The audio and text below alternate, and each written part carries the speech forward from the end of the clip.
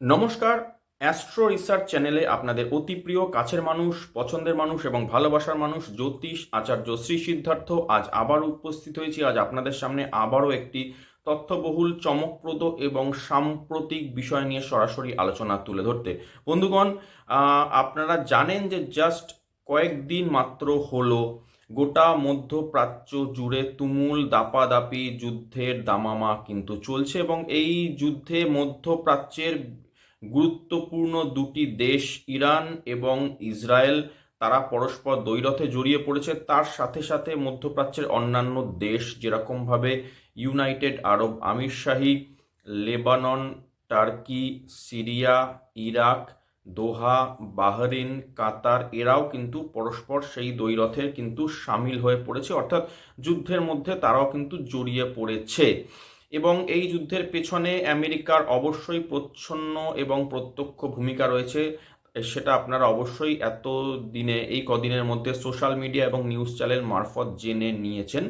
তো আপনাদের কাছে আমার আজকের যে ভিডিও, যেটা আমি আপনাদের সামনে মূল আলোচনা হিসেবে তুলে ধরতে চাইছি, যে এই যে মধ্যপ্রাচ্যে ইরান এবং ইসরায়েলের মধ্যে যে ভয়াবহ যে যুদ্ধ চলছে, সেই যুদ্ধ নিয়ে আমি ঠিক এক বছর আগে অর্থাৎ গত জুন 2025 সালের জুন মাসে একটি ধারাবাহিক ডিটেল এপিসোড আমি তুলে ধরেছিলাম। এবং সেই এপিসোডে এখনও এই যুদ্ধে যে কয়েকটি ঘটনা হয়েছে, অর্থাৎ আয়াতুল্লাহ আল খোমেনির আচমকা অ্যাসাসিনেশন, ইরানের উপর ইসরায়েলের প্রবল আক্রমণ এবং ইরান কর্তৃক রিটালিয়েশন, মধ্যপ্রাচ্যের বিভিন্ন দেশগুলির মধ্যে তীব্রভাবে কিন্তু যুদ্ধের দামামা বেজে যাওয়া এবং যে যুদ্ধ তৃতীয় বিশ্বযুদ্ধের দিকে কনভার্ট করতে পারে, এই টোটাল বিষয়টা আমি ঠিক এক বছর আগে 2025 সালের জুন মাসে কিন্তু খোলাখুলি আমার চ্যানেলে আমি তুলে ধরেছিলাম। আপনাদের বন্ধুগণ, আমার বলার উদ্দেশ্য একটাই, যে আপনারা আশ্চর্য হয়ে যাবেন। আমি আজকে সেই ভিডিও থেকে ছোট ছোট 3-4টে ক্লিপ আপনাদের অবগতির জন্য তুলে ধরবো। আপনারা অবাক হয়ে দেখুন যে মান্ডেন অ্যাস্ট্রোলজির প্রেডিকশন যদি সঠিকভাবে যদি করা হয়ে থাকে, তাহলে তা কতটা নিখুঁত ফলাদেশ দিতে পারে। তো বন্ধুগণ, আজকের ভিডিওতে আমার প্রথম আমি যে ভিডিও আপনাদের সামনে বা ছোট্ট ক্লিপ আমি তুলে ধরবো, তাতে আয়াতুল্লাহ আল খোমেনির যে এই প্রত্যাঘাতে যে অ্যাসাসিনেশন যে হবে এবং তার যে আচমকা মৃত্যু হবে, সেটা আমি তখনই তুলে ধরেছিলাম। সেই বিষয়ে একটি ছোট্ট 31 সেকেন্ডের ক্লিপ আপনারা দেখুন। তারপরে আমি ফিরে আসছি আমার পরবর্তী আলোচনায়। দেখুন, চার্ট দিয়ে শুরু করবো। যে আয়াতুল্লাহ খোমেনির জন্য আমি আগেও 2024 সালের অক্টোবর মাসে আমার লাস্ট এপিসোডে আমি তুলে ধরেছিলাম। সেখান থেকে আমি বলেছি যে আয়াতুল্লাহ খোমেনির জন্য 6 জুন 2025 অনওয়ার্ডস কিন্তু খুবই কঠিন সময় হতে চলেছে, until and unless July end অবধি। আপনাদের বলি, এই সময় কিন্তু আয়াতুল্লাহ খোমেনির অ্যাসাসিনেশন হতে পারে, বা কিন্তু ওনার কিন্তু নিধন হতে পারে, অথবা ওনার কিন্তু ন্যাচারাল ডেথও হতে পারে। বন্ধুগণ, আপনারা দেখলেন যে কিভাবে একটি নিখুঁত মান্ডেন প্রেডিকশন তার সঠিক ফলাদেশ কিভাবে কিন্তু দিতে পারে। আপনাদের সামনে আরও একটি ছোট্ট 51 সেকেন্ডের ক্লিপ আমি তুলে ধরছি, যেখানে আমি তুলে ধরেছিলাম যে ইসরায়েল এবং তার অ্যালায়েন্স ফ্রন্ট বা তার অ্যালায়েড ফোর্স যা ইসরায়েলের সঙ্গে যুক্ত আছে, অর্থাৎ আমেরিকা এবং আদার আপনার ওয়েস্টার্ন কিছু দেশ, তারা যে এখন যেটা চাইছে যে ইরানের উপর যে স্বৈরাচারী যে শাসন চলছে তাকে সরিয়ে নিয়ে একটি ডেমোক্রেটিক নিউট্রাল ফ্রন্ট তৈরি করা, যেটা এখন এদের লক্ষ্য, এই সকল দেশের লক্ষ্য, তাই নিয়েও আমি কিন্তু সরাসরি আলোচনা তুলে ধরেছিলাম। সেই নিয়ে ছোট্ট একটি ক্লিপ, সেটাও দেখুন। তারপরে আবার ফিরছি পরের আলোচনায়। দেখুন, বলে দিচ্ছি আপনাদের যে 6 জুন থেকে যে মঙ্গলের ট্রানজিট যা ইরানের চার্টে হয়েছে, এবং সেটা আপ টু জুলাই 28, 2025 পর্যন্ত খুবই ভয়াবহ পরিস্থিতি হতে চলেছে। এবং এই সময়ের মধ্যে ইরানের প্রেসিডেন্টের পতন কিন্তু একদম নিশ্চিত।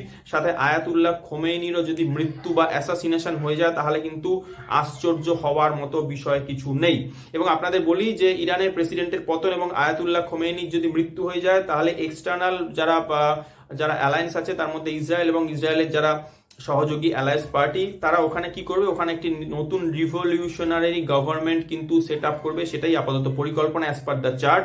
আপনাদের বলি, অর্থাৎ ওখানে ইসলামিক রুল সরিয়ে দিয়ে নতুন ডেমোক্রেটিক সরকার গঠন করবে এই অ্যালায়েন্স।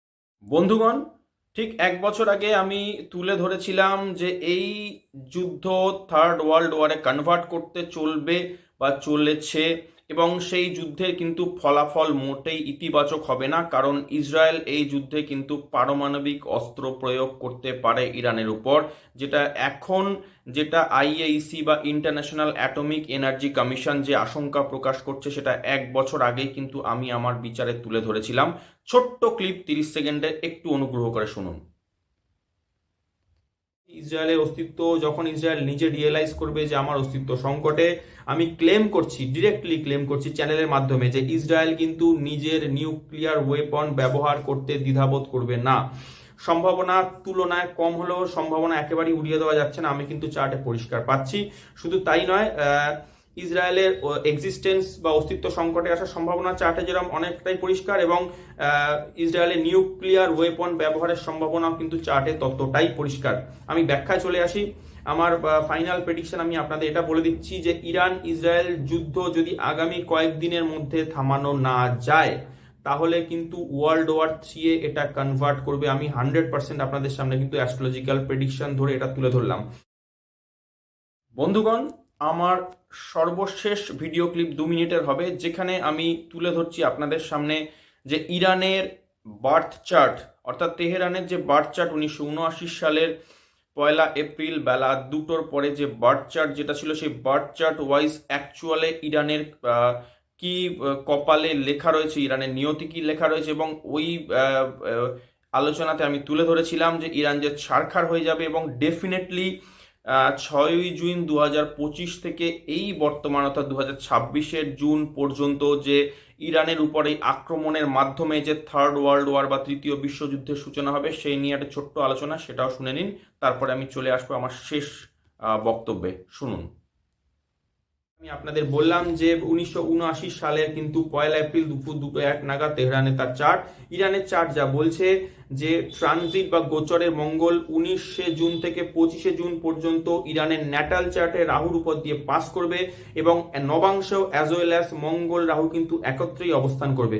সেকেন্ড বা দ্বিতীয় ভয়ঙ্কর পিরিয়ড যেটা আমি পাচ্ছি তা হলো 21 থেকে 25 জুলাই 2025, কারণ এই সময় ট্রানজিট বা গোচরের মঙ্গল ইরানের চার্টের কেতুর সাথে নবাংশে একসাথে অবস্থান করবে, অর্থাৎ ডিগ্রি ওয়াইজ কিন্তু মঙ্গল এক্স্যাক্টলি কেতুর উপর দিয়ে পাস করবে। ইরানের চার্টে আমি যা পেয়েছি তা হলো 6 জুন অনওয়ার্ডস মঙ্গল কেতু গোচর পাস করবে ন্যাটাল চার্টের শনি এবং রাহুর উপর দিয়ে, প্লাস ন্যাটাল চার্টের অষ্টম ভাবের শুক্র কেতুর উপর দিয়ে কিন্তু রাহুর একটা ট্রানজিট চলছে, অলরেডি সেটা চলছে, এবং আবার নবম ভাবে ন্যাটাল চার্টে মঙ্গল রয়েছে, তার উপর দিয়ে কিন্তু বর্তমানে ট্রানজিটের শনিও কিন্তু পাস করছে। অর্থাৎ কিন্তু পরিস্থিতি ইরানের চার্ট ওয়াইজ কিন্তু খুবই ভয়াবহ পরিস্থিতি নির্দেশ করছে সিন্স 6 জুন 2025। আপনাদের বলি, তার সাথে সাথে কিন্তু ইরানের চার্টে কিন্তু মহাদশা চলছে বৃহস্পতির সাথে, এখন বর্তমানে স্টার্ট হয়েছে রাহুর অন্তর্দশা। আপনাদের বলে দিই, ইরানের চার্টে বৃহস্পতি যদিও শুভ প্ল্যানেট, কিন্তু সেই বৃহস্পতি এই মুহূর্তে ন্যাটাল চার্টের দ্বাদশ ভাবে মিথুনে বসে রয়েছে। তো এই ন্যাটাল চার্টের দ্বাদশ ভাবে বৃহস্পতি থাকা, এবং এই যে গোচর এবং ন্যাটাল চার্টের দশা অন্তর্দশা প্রত্যন্তর দশা ওয়াইজ এই যে ভয়াবহ চার্টের ইরানের পরিস্থিতি, এটি কিন্তু ইরানের জন্য খুবই খারাপ পরিস্থিতি নির্দেশ করছে। ট্রানজিটে বৃহস্পতি যতক্ষণ না ইরানের লগ্নে প্রবেশ করছে অর্থাৎ কর্কটে, সেটাও 18 অক্টোবর 2025। আপনাদের বলে দিই, ইরান কিন্তু খুবই ডেঞ্জারাস পিরিয়ডের মধ্য দিয়ে পাস করবে। আমার হিসেব যা বলছে যে 6 জুন থেকে 18 অক্টোবর 2025 পর্যন্ত ইরান এবং ইসরায়েল কিন্তু পরের পর ভুল করবে, যুদ্ধের পরিধি ক্রমশ বাড়তে থাকবে, এবং আমেরিকা যদি এই যুদ্ধে অবতীর্ণ ইমিডিয়েটলি যদি না হয়, এবং আলটিমেটলি ইসরায়েলের পক্ষে যদি না দাঁড়ায়, ইসরায়েল নিউক্লিয়ার বম্ব অবশ্যই ইউজ করবে। এবং তার মধ্যে আপনাদের বলে দিই, ইরানও কিন্তু নিউক্লিয়ার ওয়েপন ইউজ করে ফেলবে এই 19 থেকে 25 জুনের মধ্যে যে টাইম ফ্রেম দিলাম তার মধ্যে এনি টাইম। আপনাদের বলে দিই, উভয় পক্ষেই তীব্র ক্ষয়ক্ষতির সম্ভাবনা আমি পাচ্ছি। ইসরায়েলেরও তীব্র ক্ষয়ক্ষতি হবে এবং ইসরায়েলের প্রেসিডেন্ট সাময়িকভাবে কিন্তু আত্মগোপন করতে পারেন। আমি বেঞ্জামিন নেতানিয়াহুর কথা আমি বলছি। এবং আমার হিসেবে পরবর্তী সময় কিন্তু রাশিয়া আপনার ইরানের হয়ে এবং ইউএসএ কিন্তু ইসরায়েলের হয়ে কিন্তু যুদ্ধে অংশগ্রহণ করবে। এবং আপনাদের বলে দিই, থার্ড ওয়ার্ল্ড ওয়ার কিন্তু পরিপূর্ণভাবে শুরু হতে চলেছে। বন্ধুগণ, আপনারা এই কয়েকটি ভিডিও ক্লিপে আশা করি টোটালটা শুনে অবশ্যই বুঝতে পারছেন যে সঠিক মান্ডেন প্রেডিকশন যদি ঠিকভাবে করা হয়ে থাকে তা কতটা নিখুঁত ফলাদেশ দিতে পারে। অনেকে প্রশ্নের উত্তর আমার কাছে এসেছে, হোয়াটসঅ্যাপে এসেছে, চ্যাটের মাধ্যমে এসেছে, আমার ইউটিউব চ্যানেলের কমেন্টসে এসেছে যে এই যুদ্ধের ফলাফল কি হতে পারে তাই নিয়ে আলোচনা করতে। আমি পুরানো 1 বছর আগের যে আমার যে গুরুত্বপূর্ণ এপিসোড ছিল সেই এপিসোড থেকে গোটা কয়েক ক্লিক আপনাদের সামনে তুলে ধরে বুঝিয়ে দিয়েছি যে যুদ্ধের ফলাফল কি হতে চলেছে। তবুও আপনাদের অর্থাৎ দর্শক শ্রোতা বন্ধুদের অবগতির জন্য বলি যে এই বছর অর্থাৎ 2026-এর জানুয়ারি মাসে আমি একটি এপিসোড যেখানে আমি গোটা পৃথিবীর মান্ডেন অ্যানালিসিস আমি আলোচনা তুলে ধরেছিলাম, সেখানে আমি পরিষ্কার কিন্তু তুলে ধরেছি যে মধ্যপ্রাচ্যর যে দেশগুলির উপরে এই মুহূর্তে রাহু শতভিসা নক্ষত্র দিয়ে পাস করার কারণে টোটাল ওই আপনার নর্থ এবং নর্থ ওয়েস্টার্ন রিজিয়নটা পুরোপুরি অ্যাক্টিভেটেড থাকবে এবং গোটা মধ্যপ্রাচ্যের উপর কিন্তু একটি অশান্তি এবং কিন্তু অন্ধকারের কালো ছায়া গ্রাস করে থাকবে। আমি ওই এপিসোডে মেনশন করেছিলাম জানুয়ারি মাসে যে গোটা ইসলামিক জগতের উপর একটি বিরাট বড় ধ্বংসলীলা নেমে আসার কথা এবং সেটাও আমি এই 2026 বর্ষেই তুলে ধরেছিলাম। এবং অবশ্যই আপনারা জানেন যে গত কয়েকদিন ধরে অর্থাৎ বলয়গার সূর্যগ্রহণের পরবর্তী সময় কুম্ভ রাশিতে পঞ্চগ্রহীর সমাবেশ, একাধারে পূর্ণ কালসর্প যোগ এবং 23শে ফেব্রুয়ারির অনওয়ার্ডস মঙ্গল রাহু অঙ্গারক, যা টোটালটাই কিন্তু গোটা বৈশ্বিক সিস্টেমকে কিন্তু ওলট পালট করে দেওয়ার জন্য যথেষ্ট। আপনারা জানেন যে মঙ্গল যুদ্ধের দেবতা, শুধু তাই নয়, এই মঙ্গল প্রথম সেই ক্রুর এবং নিষ্ঠুর প্ল্যানেট যা কিন্তু সেই সূর্যগ্রহণের পর প্রথম প্ল্যানেট হিসেবে সেই গ্রহণ বিন্দুকে ক্রস করেছে। এবং নবাংশ চার্টেও কিন্তু মঙ্গল, রাহু, কেতু, শনি এদের পজিশন কিন্তু খুবই ম্যালিফিক অবস্থায় বসেছিল সেই গ্রহণকালীন সময়। আমি এই নিয়ে পরবর্তীতে আবার একটি আলাদা এপিসোড আনবো এবং সেইখানে আমার আরও কিছু মান্ডেন অ্যানালিসিস আমি তুলে ধরবো। কিন্তু এটুকু আপনাদের বলতে চাইবো, মধ্যপ্রাচ্যের উপর যে আগুন, যে ধ্বংসলীলা চলছে তা আপাতত ধারাবাহিক চলবে এবং এর থেকে কিন্তু রেহাই নেই। এবং আরও বহু ঘটনা কিন্তু আপনারা পরবর্তীতে দেখতে পারবেন। এটাকে আপনারা থার্ড ওয়ার্ল্ড ওয়ারের সূচনা হিসেবে ধরে নিতে পারেন, কারণ আজকালকার দিনে হাইটেক যুগে তো আর গিয়ে কোনো আর্মি বা ফোর্স গিয়ে সরাসরি কোনো দেশের মধ্যে আচমকা তার বাউন্ডারি ক্রস করে গিয়ে তা আর্মি ডেপ্লয়মেন্ট হয়ে গিয়ে সেই আপনার second world war, first world ওয়ারের মতো ঘটনা ঘটাবে না। এখন সবই হাইটেক যুগে, সবই কিন্তু আপনার ড্রোন অ্যাটাক, মিসাইল অ্যাটাক ইত্যাদির মাধ্যমেই কিন্তু এখন পরস্পরের উপর কিন্তু আঘাত প্রত্যাঘাত, রিটালিয়েশন কিন্তু চলতে থাকবে। এটাই কিন্তু আপনারা যুদ্ধ হিসেবে ধরে নিতে পারেন। তবে আমি আবার বলবো, এই যুদ্ধে যদি আমেরিকা এবং অন্যান্য দেশ, শুভবুদ্ধি সম্পন্ন দেশ, এমনকি ভারতও যদি হস্তক্ষেপ এতে না করে, ডেফিনেটলি করবে বলে আমার বিশ্বাস, তাহলে এই যুদ্ধ কিন্তু একটি ভয়াবহ আকার কিন্তু নিতে চলেছে। এবং যদি পারমাণবিক ওয়ারফেয়ার বা যদি নিউক্লিয়ার ওয়ারফেয়ার এই যুদ্ধ কনভার্ট করে যায়, এবং ইঙ্গিতটা সেই দিকেই এগোচ্ছে, আমি জানুয়ারি মাসও এই নিয়ে আলোচনা তুলে ধরেছিলাম। তো যদি এটা নিউক্লিয়ার ওয়ারফেয়ারে একবার প্রবেশ করে যায় তাহলে জানবেন যে দেশ, স্থান, কাল, পাত্র সমস্ত কিছুর উপর কিন্তু ভয়াবহ আঘাত নেমে আসবে এবং এর ইম্প্যাক্ট কিন্তু শুধুমাত্র মধ্যপ্রাচ্যের কিছু গুটি কয়েক দেশ, ইরান, ইসরায়েল এবং ইউএসএ বা তার সহযোগী দেশের মধ্যে কিন্তু সীমাবদ্ধ থাকবে না। তার ইম্প্যাক্ট কিন্তু ছড়িয়ে পড়বে গোটা বিশ্বে এবং এর দায় কিন্তু নিতে হবে আমাদের প্রত্যেকটি শুভ বুদ্ধি সম্পন্ন মানুষকে। যাই হোক বন্ধুরা, আজকের আমার আলোচনার বিষয়বস্তু আমি আশা করব আপনাদের ভালো লেগেছে। যদি ভালো লেগে থাকে অবশ্য করে ভিডিওটিকে আপনার চ্যানেলটিকে লাইক, কমেন্ট করবেন এবং শেয়ার করবেন। এবং যারা এখনো পর্যন্ত আমার চ্যানেলটিকে সাবস্ক্রাইব করে ওঠেননি তাদেরকে আমার স্বনির্বন্ধ অনুরোধ, অবশ্য করে চ্যানেলটিকে সাবস্ক্রাইব করে পাশে থাকবেন, লাইক, কমেন্ট, শেয়ার করবেন। বন্ধুগণ, আজকের মতো এটুকুই। ফিরে আসছি আগামী এপিসোডে নতুন কোনো বিষয় নিয়ে, নতুন কোনো আলোচনা নিয়ে সরাসরি আবারও আপনাদের সাথে বসতে। ততক্ষণের জন্য আপনাদের থেকে সময় চেয়ে নিচ্ছি।